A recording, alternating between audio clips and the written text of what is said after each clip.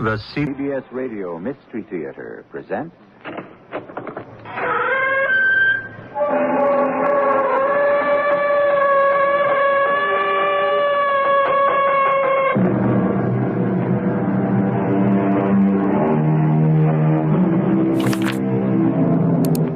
Come in. Welcome. I'm E.G. Marshall. There's a phrase going around nowadays, used promiscuously by various people: meaningful relationship. Relationship means connection. Meaningful doesn't mean anything at all. It's not even in the dictionary. Meaningless is there, but not meaningful. It's a word devised out of desperation, not because our richly endowed language has need of it, but to avoid facing the possibility that all life threatens to become meaningless. I used to be alive, you know. You did? I'm pretty sure I was. When was that? Oh, quite a long time ago. What was it like?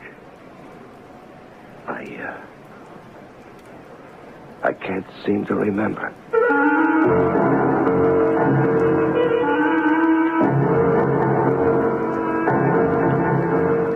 Our mystery drama, Answer Me, was written especially for the Mystery Theater by Elspeth Eric and stars Larry Haynes.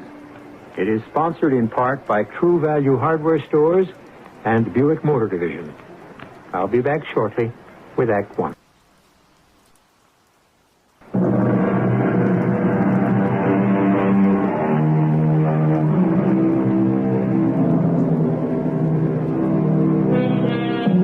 Do you look at the people you pass on the street, or do you simply walk on by?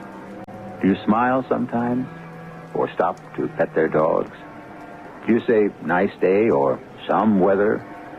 If you do, you've made a connection, a relationship. It may end right there, but you've made it. The story we're about to bring you begins with a lone man walking down a street in a large western city. I'm only pretending to be alive. In my nice gray slacks and my nice blue jacket and my nice black loafers, I trudge down this strange street. Now and then I turn my head to look at my reflection in a store window, and I think I recognize myself. I'm not positive. Anyone who'd speak firmly enough could persuade me otherwise.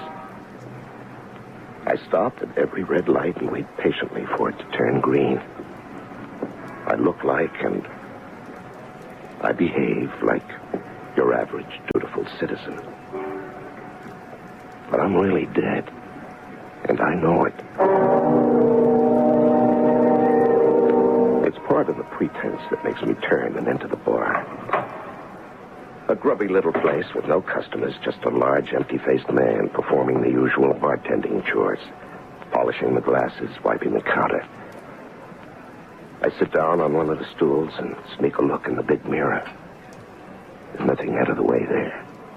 I look like any man who stopped off for a drink at 11 o'clock in the morning. Yes, sir. What'll it be? A scotch? Any special brand? No, whatever, any kind. Soda? Water? I guess water. Mix it for you? No, please. Hey, Thanks very much, thank you. That's okay.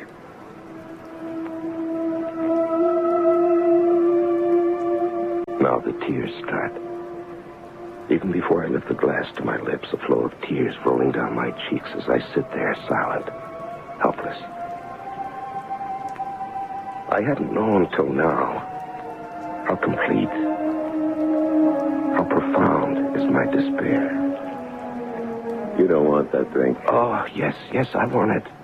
You don't have to drink it, you know. Well, I have to do something. You're not used to liquor, are you? Oh, I've done some drinking. Not much, I can tell. Why don't you go on home? No good. Your wife will be worried. My wife's dead. Oh? That's not what you think. She died 5 years ago. Still? 3 weeks after we were married. She came down with polio. Tough. You know, she lived for 10 years, and then she died. It was a hell of a 10 years, if you really want to know. I I can imagine. Oh, there's a customer. Hey there, Mr. Vincent. He's one of my regulars. Stops in for a beer, that's all. How's everything with you, Mr. Vincent?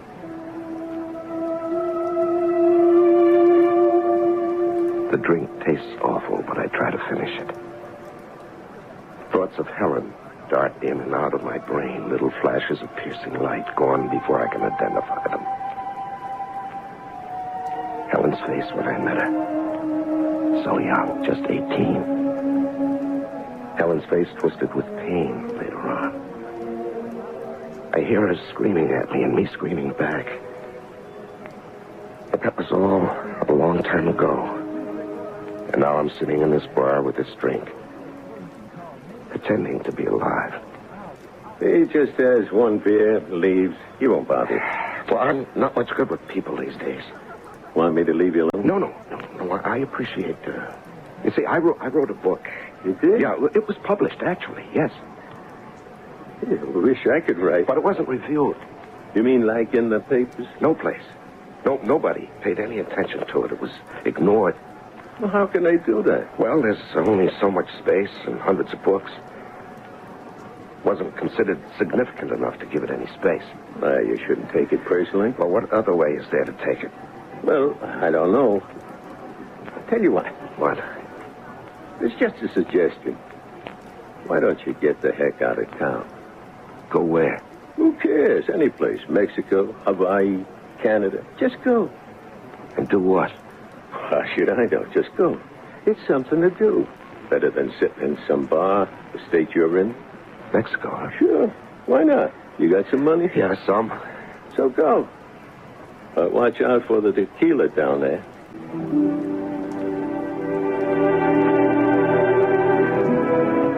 And that's how I find myself on this road headed south.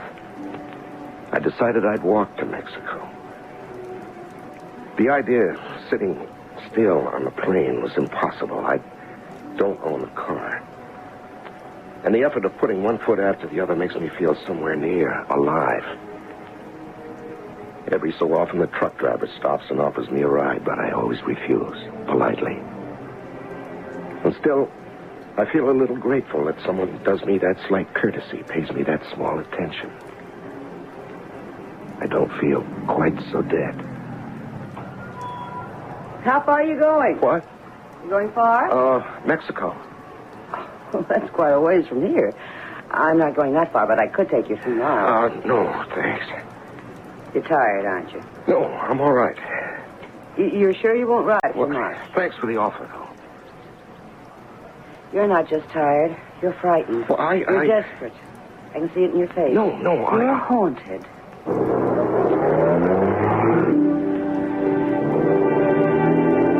She drives off. I stare after her. I say the words over to myself. Frightened, desperate, haunted. Oh, it's true. It's all true. Why haven't I been able to say it to myself? Why did it have to be this woman who... I'm running down the road fast as I can, breathing hard, trying to call out to her. Now, all at once, I see a car. It's stopped by the side of the road, and I see her get out. She's a woman about my age, dressed in yellow, looking quizzically at me as I get nearer. Changed your mind? If it's all right. Sure, get in. Come on, shove over. Yeah. Very kind of you to stop. I knew you'd reconsider. Oh, how did you know? The way one does sometimes. Only you don't know me. You feel like telling me your name? Paul. Mine's Sylvia. That's enough conversation for now. It's hard for you, isn't it?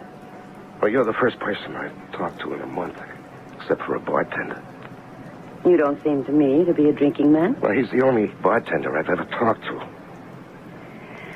I won't ask you any more questions. Thank you. Instead, I'll tell you all about myself, all right? Yeah, all right. My name is Sylvia. I'm 38, and I have a daughter named Susan. She's 18. We live in the Free Life commune not far from here. We moved in there when my husband left me 10 years ago. I write poetry when it occurs to me to do so. Otherwise, I just live.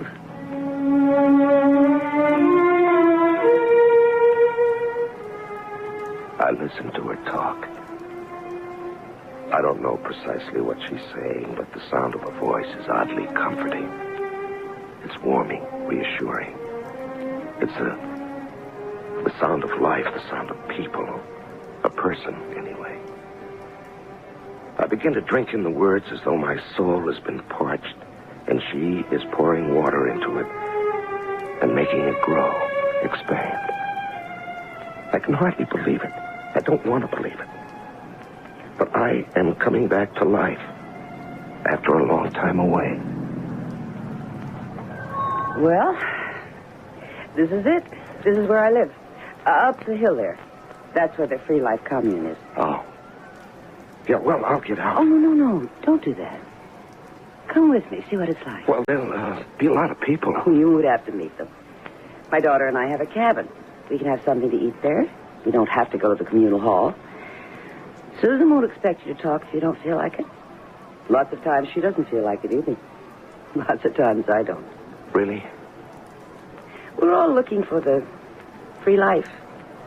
That's why it's called the Free Life Commune.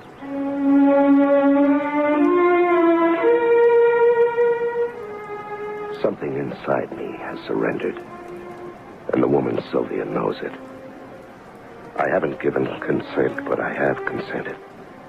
And nothing in me resists as she turns the car into the side road and goes up the hill and turns again down another dirt road, then another, and then another, and stops in front of a cabin built, not too expertly, of logs. She says nothing, and neither do I as we go inside. Hungry? No. I know you're not a drinking man, but I think a glass of wine might be a good thing. Yeah, it might. And I want you to meet my daughter. Susan. Right. We'll all have a glass of wine together. Can I help? No, you just sit there. White wine or red? I don't know. Okay. Red. There we are. You wanted me, Mother? Yes, dear. I want you to meet somebody. This is Paul. Paul, this is Susan. Hello, Paul. Susan. We haven't got a thing in this house to munch on. Paul's not used to drinking, and if he doesn't get something into his stomach, he... Oh, you want me to run down to the commissary? Oh, no. You stay here, I'll go. I want to get something for dinner anyway. We're eating in the cabin. Just the three of us. I'll be right back. You want to pour the wine? No, you do it. Okay. You're very pretty. Thank you. You're 18, your mother said. Uh-huh. Here's your wine. It's cheap, but good. Thank you. I stare at her. She's sipping the wine, not looking at me. Something is bothering me, but I don't know what it is. I don't know what I'm doing here. I don't know who these women are. What is it? I don't know. What is it? Something's wrong. Something is strange. Something is incomprehensible. My hand that holds the glass begins to tremble. I know. You all right, Paul? What? You're not drinking your wine. Oh. What are you thinking? How did you get here? I live here. No. I mean just now. I mean when you showed up just now. How did you get here? Well, through the woods. There's a path. No. I mean, how did you happen to walk in at just that minute when you did? My mother called me. No, she didn't. I was here. She didn't call you. She just said she wanted me to meet you. And the next thing I knew, you walked in. She didn't call you at all. Oh, you mean she didn't say, Susan, come here? She didn't say anything. I know. I was here. Mother never calls me that way. Well, there's no other way. What other way is there? She thinks it, and I receive it. Are you talking about telepathy? Telepathic communication? I've heard of that, but... If you have to give things names, I guess that's what it is. Come on, drink your wine. Mother's on her way back. Have you ever felt that your telephone was going to ring a split second before it actually rang? It's happened to me and to some others I know. Was this because you ardently wished that it would ring? Or was it because some faint electrical impulse in the wires reached you? Or was it because the caller was thinking intently about you as he finished dialing your number? Frankly, I don't know. Perhaps it was for none of these reasons. I'll return to you shortly with Act 2.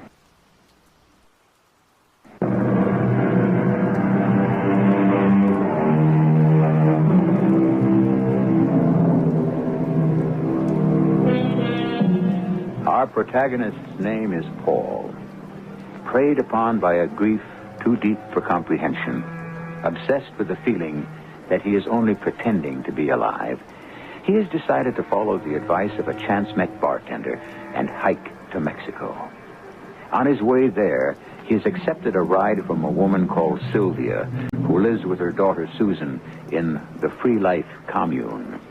Paul has passively consented to accompany Sylvia to her cabin, where, a few minutes later, young Susan has made her appearance. How did you get here just when you did? Mother called No, me. she didn't. I was here. She didn't call you at all. You mean she didn't say, Susan, come here? She never calls me that way. She thinks it, and I receive it.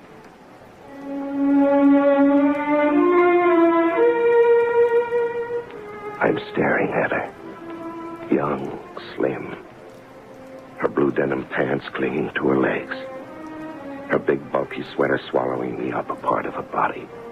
Her blonde hair falling over her shoulders. Come on, Paul, drink up. It's not very strong wine. Cheers. Yo, cheers.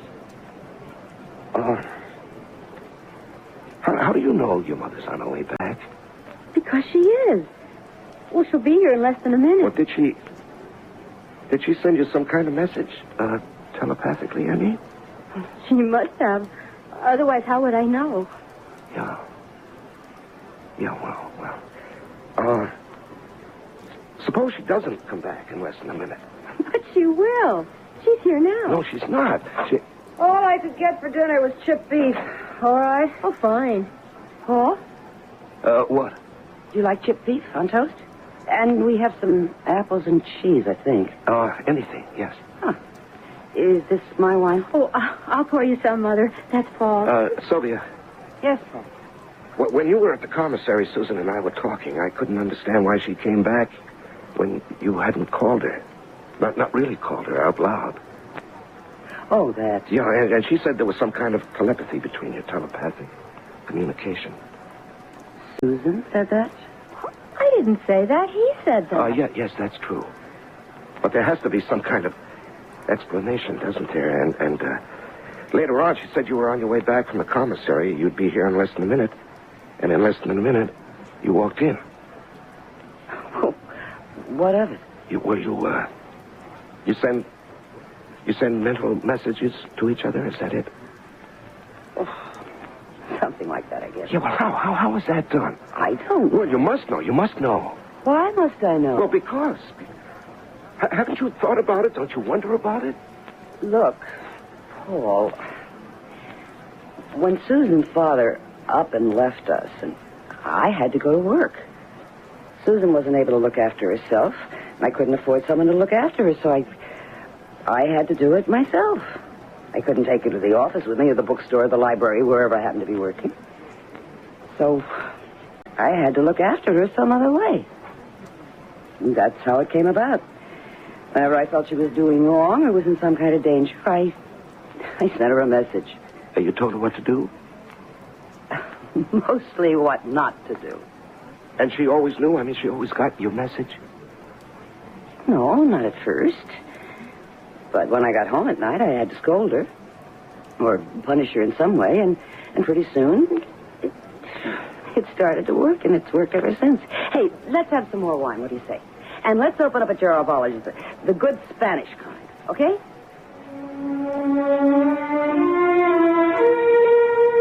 It's happening. I'm starting to come alive. It's slow, it's vague. Life appears in patches, some dim, others coming through clearly. It's like a gradually developing picture in a dark room. I feel my body. I hear my voice. I want to say things, and I don't care if I say them badly. I go back, I repeat myself. I don't mind, they don't mind. I talk about Helen. I talk about her illness and her death. I talk about my book. I talk about writing it, and I talk about watching it fail. I talk about everything. I hope now and then I'm not boring them, but I don't really care. Just as long as they let me talk. And there was never a word about it in the book review sections, you see. Not one word. At first I couldn't believe it, but then I had to believe it, and that was that. Well, still in all, you wrote it. Yes, but... Well, that's more than most people do. Yes, I know. Was it hard? Yeah, sometimes. Was it fun? Sometimes, yes, sometimes. Well, then. And it was published. It even sold a few copies. That's nice. I'm coming more and more alive. I'm starting to remember all the movement of my life. And all the pauses, too.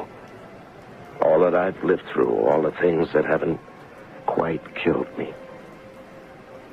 Susan is just the age Helen was when I married her. They look nothing alike, but I don't know what it is. Youth, maybe. But more than that, much more than that. The feeling that there are possibilities. Sylvia, do you mind if Susan and I take a walk someplace? Susan, do you mind? Well, I don't mind. And leave me to do the dishes? I cooked the dinner. Big deal. What, just a short walk? I should think you've had enough walking by now. Yeah, I've forgotten all about that. I could show Paul the woods. You know, it's so long since I've taken a walk with somebody. Maybe you'd like to come too, huh? No. No, you two run along. I feel like I'm 16 and out on my first date. I swing out freely instead of plodding along grimly the way I had on the highway. The smell of pine trees fills my nostrils, and the pine needles are soft beneath my feet. I forget about Susan. I'm so full of myself and the great world outside me. I'm living. Want to sit down for a minute? Do you? Yes. Well, then, let's sit down. There's a rabid woodchuck in these woods somewhere. Rabid? Crazy. Berserk. Freaked out completely. You don't say. You're not afraid? Well, I don't know. I never knew till this second that woodchucks went mad. You know, it's interesting. It's really interesting. Now, it's so long since I have been interested in anything. Here I am, fascinated by the idea of a woodchuck going off his rocker. You could write a story about it. I might just do that. Or maybe I'll write about you. Well, you don't know anything about me. Well, I know that your father went off and left you. Yes, that happened. And you and your mother developed this telepathic communication so that she could take care of you. Oh, we've always had that. You mean even before your father... Before he split? Oh, yes. As far back as I can remember. Did it make you very unhappy when he split? I guess it did. It was 10 years ago. I don't really remember too well. All I remember is... What? What is it you remember? I don't like to talk about it. No, please, talk about it. You know, I've been talking my head off all evening. You and your mother listened. You were so kind. It was so good for me. And now I want to listen to you. What is it you remember? What I remember is how sad he looks. Sad? What was he sad about? I don't know. Was he unhappy with your mother? I don't know. It was 10 years ago. I don't remember. They got along. I guess they were happy. Sometimes I think that he... Did he what? That he was unhappy with me. Oh, no, come on now. He couldn't have been unhappy with you. Why, you must have been the sweetest little daughter a man could want. No, that couldn't have been it. Oh, it's just a feeling. Maybe he wanted me to be a boy. No, I don't think so. You don't? No, men talk a lot about wanting sons, but I think most of that is just talk. What men like is girls. Really? Oh, you know what I mean. Of course I know what you mean. You're a very remarkable girl, Susan. No, I'm not. Yes, you seem that way to me right this minute. Oh, wait till morning. I'll seem absolutely ordinary, which I am. And that reminds me, are you going to stay all night? Well, I don't know. Is there a motel or something near here? Oh, you could sleep in the cabin. We could put a sleeping bag down on the living room floor. Could you do that? Of course. Why not? Well, it's getting dark. Maybe we better be getting back, huh? I guess so. Here, give me a hand. I'll pull you up. Okay. There. Susan, Yes, Paul? I'm going to kiss you. What? I need very much to kiss you. You do? No. We have to go back. Let me go. We have to get back to the cabin. Come on, hurry up. Susan, what is it? Hurry. What is it? What did I do? Susan? Hurry.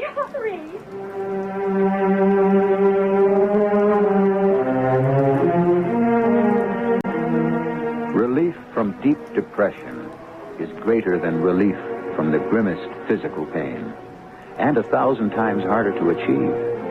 Indeed, it cannot be achieved at all if by achievement we mean conscious effort, contrived artifice. It comes, or seems to come, by chance, by a miracle, as though from heaven. I shall return shortly with Act 3.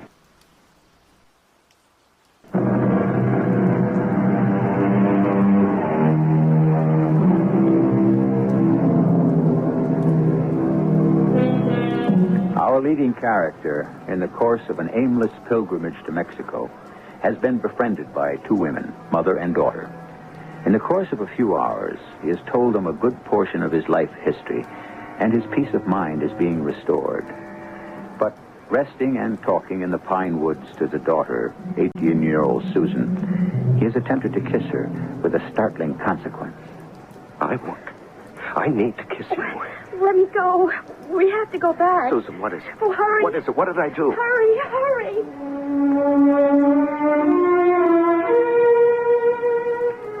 I get back to the cabin and everything is just the way it was before.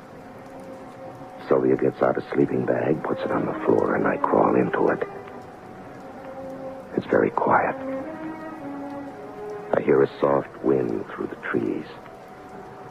The movements of small forest creatures. The shrilling of cicadas. I'm warm and comfortable and content. But in a crevice of my mind is a doubt, a perplexity. Why had young Susan broken away from me so abruptly? Surely she knew that I meant her no harm. I'd had no sinister intent. I'd wanted to kiss her from an impulse of pure gratitude and affection because she was young and uncomplicated. And I'd begun untangling the snarled threads of my life for me. Wondering, wistfully wondering, I grew drowsy.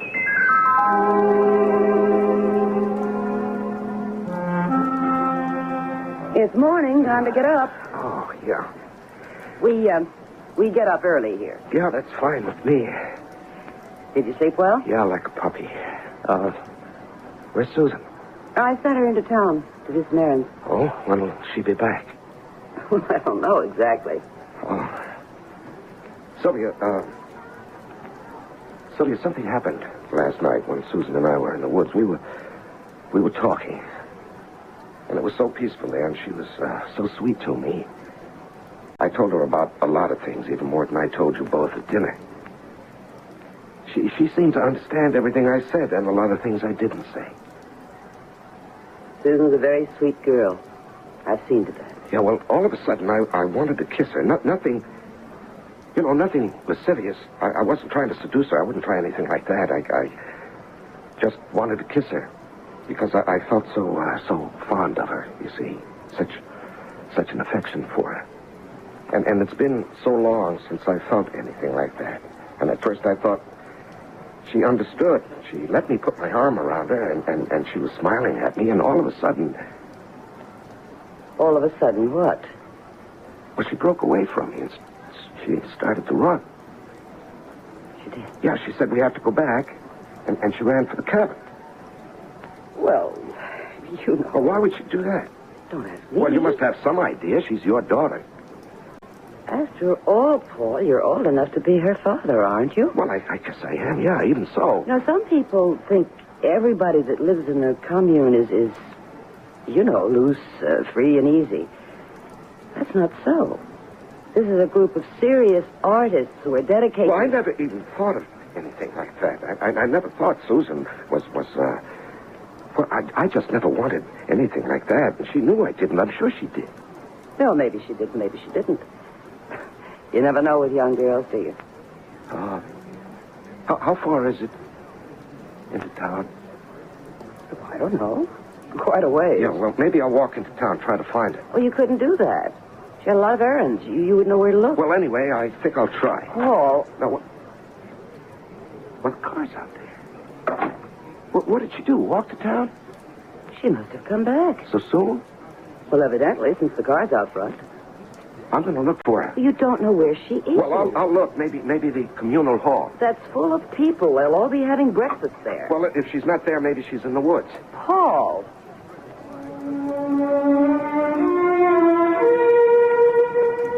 Why can't I simply wait in the cabin for her to come back? Why do I think it's so important to find her and find her now? What am I going to say when I see her? How am I going to explain? The sun is up full. The scent of pines is in the air. The birds are full-throated. There are people going about their business, whatever it is, in this place. I wander again into the woods where Susan and I walked last night. And then... Paul! Susan, I've been looking for you. Your mother said you'd gone into town, but the car was parked outside, so I know you must be back. Oh, I just went down the road to get some gasoline. Well, I looked all over for you. I even went up to the hall where everybody was having breakfast. Oh, did they give you something to eat? No. Nobody paid any attention to me. You must be hungry. No, I don't care about that. I want to talk to you about last night. What about it? Well, when I wanted to kiss you, Susan, I didn't mean anything except that you've done so much for me. You don't even know what you've done for me, you and your mother. I was a desperate man, and you brought me back to life. You made it possible for me to go on living. I don't know how or why, or... Maybe I'll never know. But... Oh, my dear, I love you for it. From my heart, I love you. You understand, don't you? I think I do.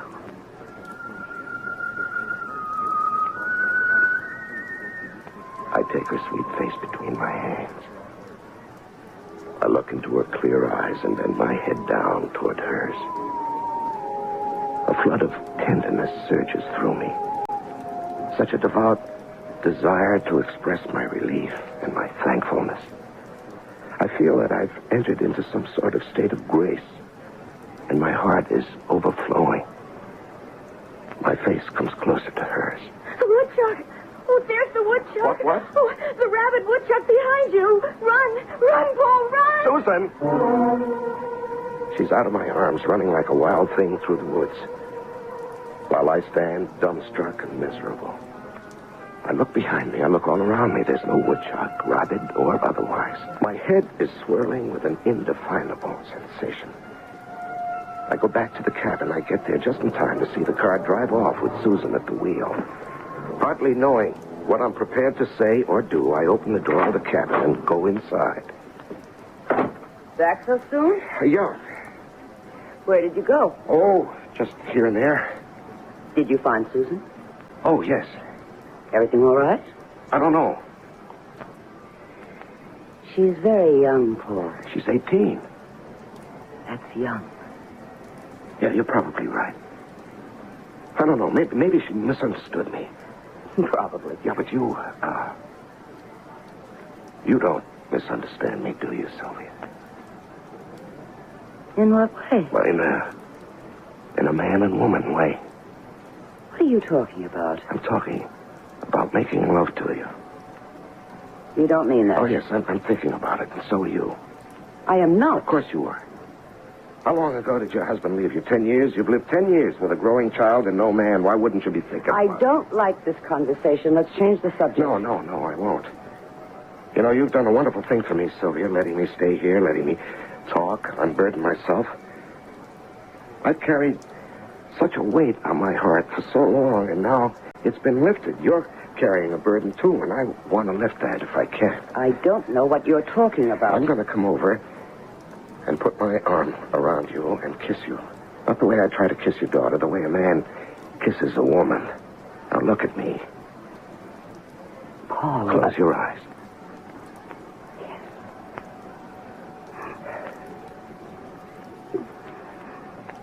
That was it, wasn't it? That was what you wanted. I don't know. Of course you know. Of course you do. Maybe I do. You know, last night, when Susan and I were in the woods, it was you who called her back, wasn't it? Yeah, and this morning, too, wasn't it? Yes. Tell me, have you always dragged her back to you every time a man got too close to her? Yes. You've always had this control over, haven't you? Since the day she was born. Sylvia, you have to let go. I can't. Of course you can. What would I do without my child?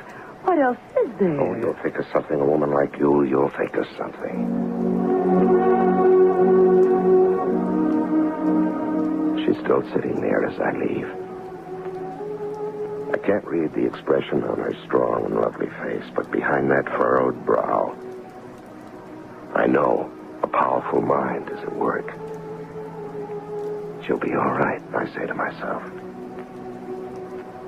And I start down the highway by which I'd arrived at the Free Life Commune. Only this time, I'm walking north, back to where I started from. My steps are quicker now. I feel I have a purpose, though I don't yet know what that purpose is. And then I hear... Paul? Susan. You were leaving without saying goodbye to me? Well, I just thought it was time for me to go. I'm sorry I acted the way I did in the woods. You didn't really see a rabid woodchuck, did you? I thought I did. No, there wasn't any woodchuck. Maybe there never has been. Well, anyway, I'm sorry. And I'm sorry you're leaving. Well, it's time. Paul, Mm-hmm. do you know what I'd like? What would you like, Susan? I'd like to kiss you goodbye. Would you? Come closer to the car. Stand right there. Like that. I want to put my arms around you and hug you and give you a big kiss. All right. There. I love you a lot, you know. I love you a lot, too. I watch her drive off down the highway. I feel a few sudden tears in my eyes. Dear girl, dear little girl. Life will start to open up for her, I think to myself. And involuntarily, a tiny prayer finds its way to my lips. Be kind to her. Oh, be kind. The car is out of sight now, and I resume my walk back to the city. It occurs to me that the only person I really want to see is the man who sent me off on my aimless pilgrimage. I want to tell him that I never reached Mexico, but I reached myself. I find the little side street without any trouble, and the obscure little bar. It's a feeling of coming home to something or someone. As I open the door and go in, it's as though I'd never left. He's cleaning glasses and wiping the bar, and the place is empty. I take the same stool as before. Yes, sir. What do you have?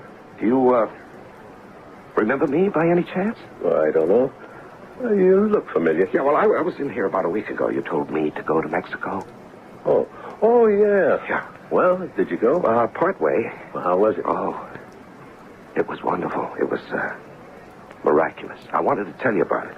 Well, that's a good thing you came in today because I'm closing up this place tomorrow. Oh. business bad? Well, business is all right.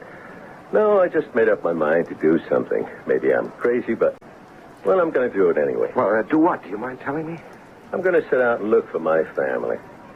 You see, I left them 10 years ago. Just cut out. No explanation, no nothing. Well, you must have had a reason. I did. But it wasn't anything I could talk about. You see, my wife, she made me feel like an outsider, like I wasn't necessary. Not even important. Like I was, in a way, real. Oh, that must have been rugged. And we have a daughter, Susan. She and my wife were close, very close. Closer than any two people ever were. And I was just hanging around. You know what I mean? It's hard to understand if you haven't been through it. Yeah, well, what made you decide to go looking for them? I don't know. The feeling I got all of a sudden. That things might be different. Because I love Susan and I love Sylvia, too. That's my wife. Yeah. Where are you going to look? Lord knows. Maybe I'll head for Mexico the way you did. Well, if you do, there's a place between here and there. It's called the Free Life Commune. It's a good place to stop.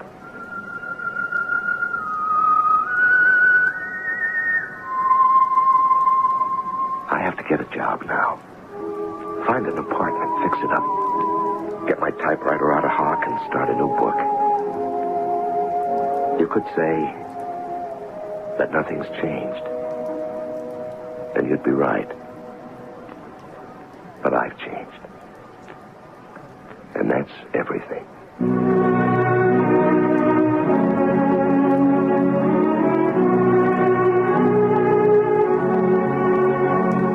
He's right, you know. To change oneself is everything. But oh, how hard it is. To change one's address, clothes, occupation, or friends. All these things are easy next to changing one's inner self, with all its complexities and contradictions. That is a difficult thing. But there is always a chance that, difficult as it is not impossible. I'll be back shortly.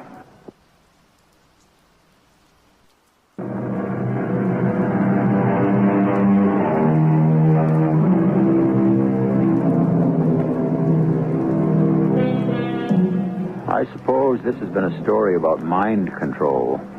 What else could it be? Not that I know how one mind controls another or even influences it, but no one can deny that all our impulses, as well as our inhibitions, all our aggressions, as well as our retreats, all our resistances, as well as our surrenders, all take one form or another, depending on the waves of thought sent to us by all the people we have loved and who have loved us.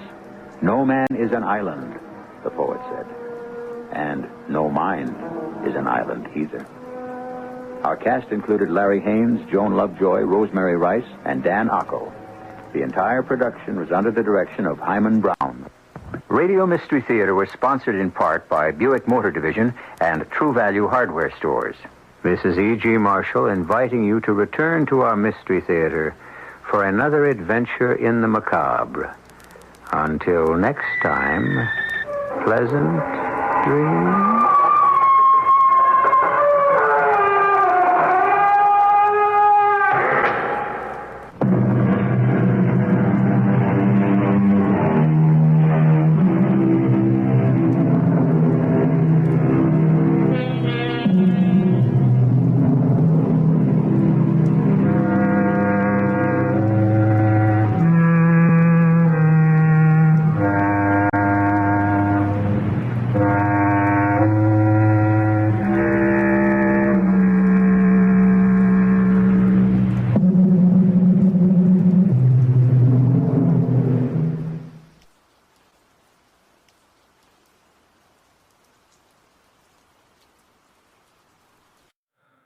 This world is endless, so wide, so far, but somehow I'm still lost in you.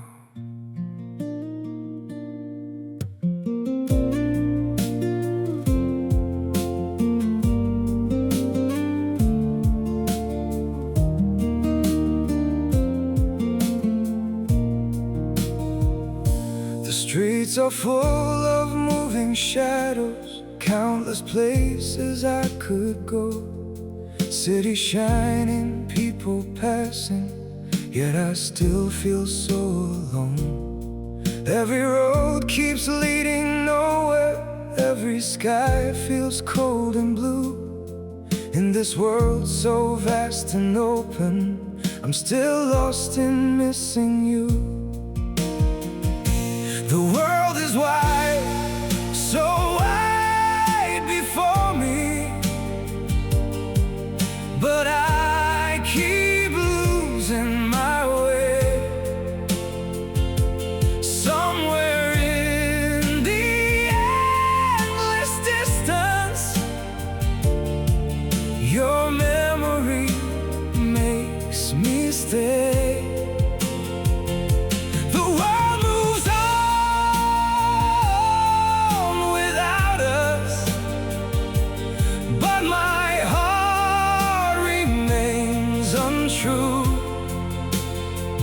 For no matter where these feet may wander, I'm still lost in missing you. I have tried to outrun silence, tried to leave your ghost behind, but your name still echoes softly through the corners of my mind. The world is wide, so wide before me, but I keep losing my way. Somewhere in the endless distance, your memory makes me stay. The world moves on without us, but my heart remains untrue. For no matter where these feet may wander, I'm still lost in missing you. Maybe someday I'll stop searching for your face in every crowd, but until that day, this broken heart will keep calling your name out. The world is wide, so wide before me, but I keep losing my way. Somewhere in the endless distance, your memory makes me stay. The world moves on without us, but my heart remains untrue. For no matter where these feet may wander, I'm still lost in missing